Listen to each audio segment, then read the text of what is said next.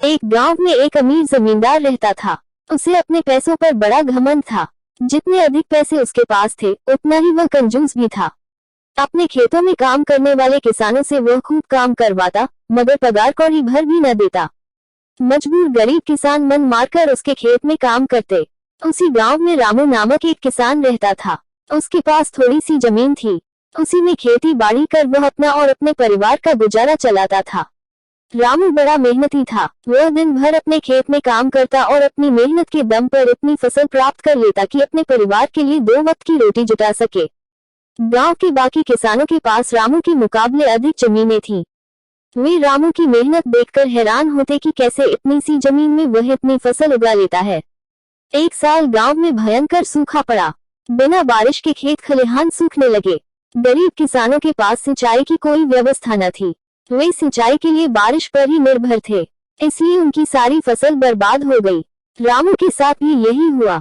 अपने छोटे से खेत में वह किसी तरह अपने परिवार का पालन पोषण कर रहा था। अब उनके सामने भूखों मरने की नौबत आ गई। मजबूरी के कारण वह गांव के जमींदार के पास कर्ज मांगने गया। जमींदार कंजूस तो था। उसने सोचा कि यदि उसने रामू को पैसे दिए तो यह लौटा तो पाएगा नहीं, इसलिए इसे अपने खेत में काम पर लगा लेता हूँ। मेहनती तो ये है ही और मजबूर भी, कम पैसों में दुगनी मेहनत करवाऊंगा। उसने रामू से कहा, देख रामू, मैं तुझे कर्ज तो दे नहीं सकता, लेकिन तेरी इतनी मदद कर सकता हूँ कि तुझे अपने खेत में काम पर रख लूं। तुझे महीने के 1000 रुपए दे दिया करूंगा, पर मालिक दूसरे किसान तो 2000 पाते हैं। रामू बोला, करना है तो कर, वरना मेरे पास किसानों की कमी नहीं। जमींदार बोला। मजबूर रामू क्या करता, हामी भरकर घर लौट आया। अगले दिन से जमींदार के खेत में काम करने लगा। मेहनती तो वह था ही। वह खूब मेहनत और लगन से काम करता। उसने 4 महीने का काम 2 महीने में ही कर दिया। यह देख जमींदार बहुत खुश हुआ, लेकिन इसके मन में मक्कारी जाग उठी। उसने सोचा कि 4 महीने का काम तो इसने 2 ही महीने में कर दिया, क्यों न इसे निकाल दूं, इससे मेरे 2 महीने के पैसे बच जाएंगे। उसने रामू को बुलाया और उसके 2 महीने के पैसे देकर कहा, रामू यह ले तेरे पैसे, कल से मत आना, अब मुझे तेरी जरूरत नहीं।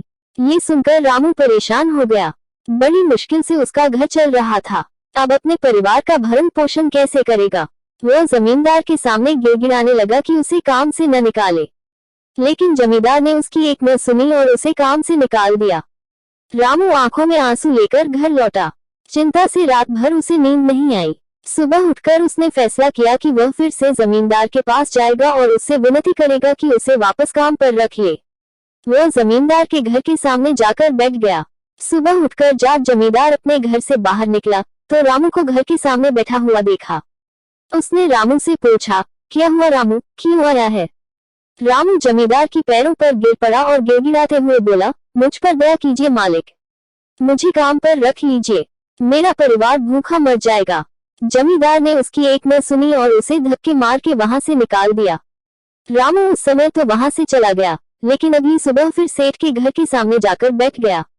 जमींदार ने उसे फिर बुरा भला कहकर भगा दिया। अब से रोज यही क्रम चलने लगा।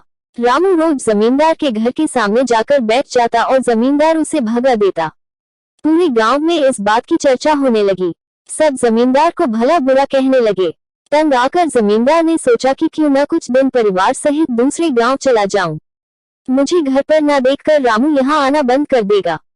अगले दिन वह परिवार सहित दूसरे गांव अपने रिश्तेदार के घर चला गया। 10-15 दिन रिश्तेदार के घर रहने के बाद जब वह अपने घर लौटा तो मोहन को अपने घर के सामने बैठा नहीं पाया। वह मन ही मन खुश हुआ कि चलो उससे पीछा छूटा, लेकिन वह चकित भी हुआ कि आखिर रामू ने आना बंद क्यों कर दिया। रामू जमींदार की पैरों पर गिर पड़ा और गिड़गिड़ाते हुए बोला, मुझ पर दया कीजिए मालिक, मुझे काम पर रख लीजिए, मेरा परिवार भूखा मर जाएगा। जमींदार ने उसकी एक न सुनी और उसे धक्के मार के वहां से निकाल दिया। रामू उस समय तो वहां से चला गया, लेकिन अगली सुबह फिर सेठ के घर के सामने जाकर बैठ गया। जमींदार ने उसे फिर बुरा भला कहकर भगा दिया। अब से रोज यही क्रम चलने लगा। रामू रोज जमींदार के घर के सामने जाकर बैठ जाता और जमींदार उसे भगा देता। पूरे गांव में इस बात की चर्चा होने लगी। सब जमींदार को भला बुरा कहने लगे। तंग आकर जमींदार ने सोचा कि क्यों न कुछ दिन परिवार सहित दूसरे गांव चला जाऊं। मुझे घर पर न देखकर रामू यहाँ आना बंद कर देगा। अगले दिन वह परिवार सहित दूसरे गांव अपने रिश्तेदार के घर चला गया। 10-15 दिन रिश्तेदार के घर रहने के बाद जब वह अपने घर लौटा तो मोहन को अपने घर के सामने बैठा नहीं पाया। वह मन ही मन खुश हुआ कि चलो उससे पीछा छूटा, लेकिन वह चकित भी हुआ कि आखिर रामू ने आना बंद क्यों कर दिया। उसने गांव वालों को बुलाकर पूछा तो पता चला कि रामू घायल है और अपने घर पर पड़ा हुआ है। जमींदार ने पूछा क्या हुआ उसे। एक जमींदार ने कहा, मालिक, आज जब दूसरे गांव चले गए थे तब भी रामू आपके घर के सामने बैठा रहता था। एक दिन आपका खाली घर देखकर कुछ चोर चोरी करने के इरादे से आपके घर में घुसे, लेकिन वे रामू की नजर में आ गए। रामू अपनी जान की परवाह न कर उनसे उलझ गया और उन्हें भगा दिया। उनके बीच हुई हाथापाई के कारण रामू घायल हो गया। ये जानकर जमींदार को खुद पर शर्म आने लगी कि उसने रामू के साथ कितना बुरा किया, लेकिन इसके बाद भी रामू उसके घर चोरी होने से बचाने के लिए चोरों से उलझ गया। वह पछताने लगा। उसने रामू के घर जाने का फैसला किया। वह रामू के घर पहुंचा तो देखा कि रामू बड़ी दयनीय अवस्था में चारपाई पर पड़ा हुआ है। उसके बच्चे भूख से बिलख रहे हैं। ये देख जमींदार का दिल भर आया। उसने रामू से अपने किए की माफी मांगी, उसका इलाज करवाया और ठीक होने के बाद अच्छी पगार के साथ उसे फिर से काम पर रख लिया। सीख, गरीब किसान की कहानी। सीख 1, कभी किसी के साथ बेईमानी नहीं करनी चाहिए। 2, सदा जरूरतमंदों की सहायता करनी चाहिए। 3, अपना काम ईमानदारी से करना चाहिए। आशा है आपको एक गरीब किसान की कहानी पसंद आई होगी। ऐसी ही हिंदी मॉरल स्टोरीज पढ़ने के लिए हमें सब्सक्राइब अवश्य करें। धन्यवाद।